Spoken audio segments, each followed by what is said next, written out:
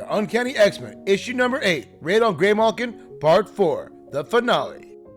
Inside Graymalkin prison, Bedlam reigns. She slapped me. She slapped my face. Worse than that. You claim to be a psychic to rival Charles Xavier? Prove it to me. She doubted me. Smack! She doubted me. She never doubted me before. I went on a podcast. I went to tell her. She had an answer for everything. She even flirted with me. Of course, back then, I looked like this. She wanted to know everything about my powers. I told her every time I used them, it ate me inside. She said it was a sacrifice that had to be made. And she stopped calling me Philip and started calling me Scurvy. I'm a fool. I know it. And my own people are going to despise me for the blood I will shed tonight. Raid on Graymalkin, part 4, the finale.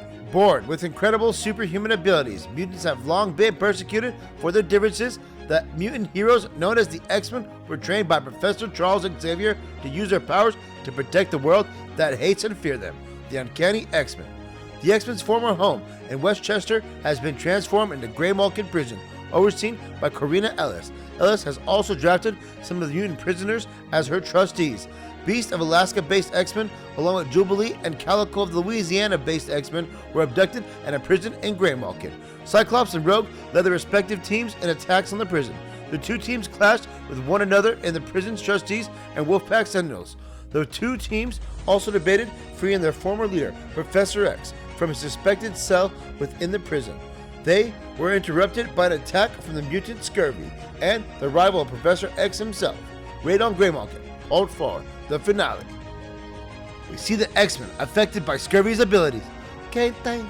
It's like getting a root canal in your whole skull. This is my team, my family, and they're melting like candles. Whoever you are, whatever rock you crawled out of from, mister, I'm gonna bash your head in with it. Magic, can you get us out of here? I can't. I can barely form words. Most of us ain't flies, and every inch I get closer to him, it makes the pain burn more. I'm sorry, Rogue. Oh, come on now. No. I have my orders. Now please, the adults are talking. Well, I wish I could say we'd met under better circumstances. Philip, is it? It's Scurvy, Charles. Philip is long gone. Have we met, Mr. Scurvy? No, Charles, but I've been aware. How could I not? And are you holding my X-Men thrall? And more. That's not possible. I would know. Cerebro would know. I'm sorry, Charles. You are not the only one of your kind. There are 5 of us. Well, 5 of us. The boy Harvey X, he was called. He died. If you live, you can ask Rogue about it. We call ourselves the Avians, and we're wanted no part in your bloody wars. I don't believe you. I would know. I would sense you. Do you want to know what he died of, Charles? A tumor on the brainstem. We all have it. So do you. You're dying, Charles. As Charles Xavier looks shocked. Skinny boy's distracted, and Juggy's knocked me out of his loop. Okay, what do I do being off this leash like this? But I already know the answer, don't I? Damn it. It has to be him. Forgive me, Remy. Get it together, Scott. Slap! As she slaps Scott Summers out of it. You need further whooping, Summers? I'm good, thanks. Where do we stand at the moment? Well, near as I can figure, Charles and that scurvy fella are doing the big scurry telepathic thing, and he still got a hold of our teams. Speaking of which, bringing kids into the war zone, Rogue? What are you even thinking?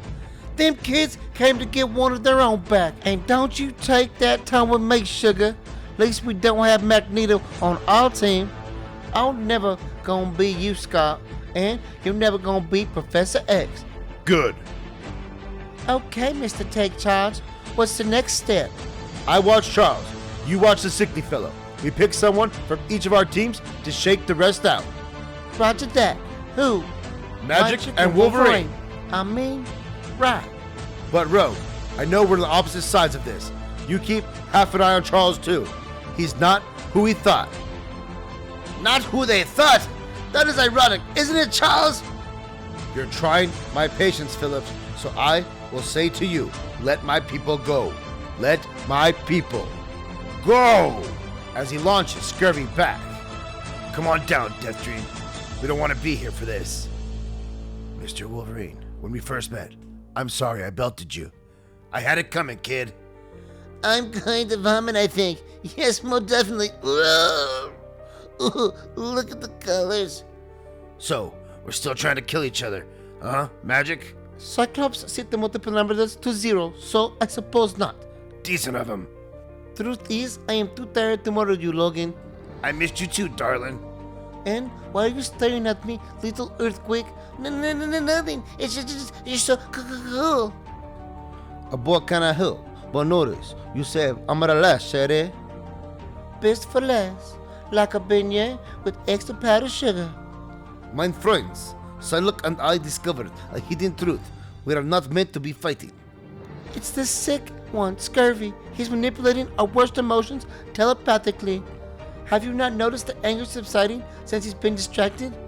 I have, but I also know one more thing that don't explain all of it. We're broken. We're just broke. There's something more, isn't there? The door. Who is behind the door, Philip? Who is inmate X? Don't you know, Charles? Now without all the sedatives, can you not feel him? Philip, he's losing Mom. I see that. Get me a rifle. Dr. Ellis, you're not trained. A rifle, Captain. You came here to save me? Well, yeah, Calico, but don't. We're friends, mutual friends. The food here is terrible. Oh, cripes. I don't know what's happening. So, do we all just wait here while the brain boys wrestle it out? Actually, I was just about to. Hey, may I direct your attention to the Commandant? Oh, her again. To those unaware, I am Walter Corina Ellis, and you are all trespassing. I told you once, lady. Also, I freaking hate what you've done with this place. Dr. Ellis, I urge you to take a look around and reconsider your position. Because you have two teams of X-Men facing you now, and we're not as nice as the Avengers. Okay, damn. Sometimes Visor Boy just says the right thing. Should've spanked this one and sent her packing last time we met. I ain't afraid of your rifle, Warden. And Cyclops is right. The Avengers come head on. But we can mess you up from the inside. You got no idea how hard we can come on. Oh, but I do. My brother died because of trash like you. And you have no idea what you're facing here. Warden, there are too many of us, too much power, in too concentrated of an area. I'm trying to save your lives, maybe. Don't do me any favors, Mutie. Meet our trustees. Soon we'll have dozens. Inmate Blob, I wonder if you would recite the pledge. I was born unworthy and am prone to evil. It was not my doing, but I cannot be saved. I am a mutant and a shame of our race. Excellent. And one more thing. We have Sarah Kant incarcerated. You brought her to us, Rogue. Imagine if she got loose. And we see Rogue and Wolverine look at panic at one another. They could barely contain her last time. You can't save them, Xavier. You can't even save yourself. That is perhaps true, Philip. But I will at least go down fighting as he knocks Scurvy back with a psychic blow. Cyclops, Xavier's won. He's won. Well, Warden, your big guns seem to be a misfire. Oh, you poor mutant fool. He's not my big gun. The network of sonic cannon equipped satellites I have on my big gun, Mr. Summers. A very big gun indeed. I have 2 locations targeted for demolition as we speak. Maybe you heard of them. Haven, Louisiana and Merle, Alaska. You're bluffing. I wouldn't try me, sugar.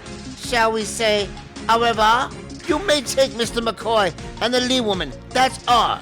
The hell it is. We're taking all of ours. We're taking Charles. Rogue Anna Marie. She's not bluffing. You'll have to go. She'll do it. In anger, Rogue strikes the ground. No, damn it, no. I'm not leaving without. Rogue, it's not to be this time. Recent events have shown me, to my eternal regret, I have failed. I have hurt the innocent. I belong here to atone for those sins. You were the first. You believed in me. I still believe in you. From me, my X-Men. Ileana, do it. Scott, are you sure? Do it before she can stop you. And magic opens in a portal for the X-Men to go through to get back home. No, we can't leave him there. It's where he belongs, Rogue. We'll get the rest out, I promise. To hell with your promises. You're leaving him to rot and worse. As she strikes this little man across his face and he goes flying. Ah! Slycop strikes back in anger with an optic blast. Grow up, Rogue. Don't you think it's long past time? Shetty, you're gonna kill that boy if you keep this going. Scott, enough. You made your point. You won. Get us out of here, Remy. I can't stay in the smell. I do it for you, Shetty, but it feels like an ending. Scott, they beat the blue fur off of me, and I still feel like you had no choice. There's always a choice, Hank. It's just sometimes both options stink. Mom, you didn't tell him about the real big gun. Didn't need to, Captain, but they'll be back, and they'll finally see him, the last avian. Next, on the hunt. Next, the Outliers, still finding their place in the mutant world, are hunted by a lethal new set of foes. A bloodthirsty, relentless, and unstoppable pack of stealth sentinels, cut off from their mentors and allies with no knowledge of who built or aimed these deadly prones. 4 untrained mutants are on the run and are completely unprepared for the violent hunters, making them their prey. Uncanny X-Men number 9. Let's check it out.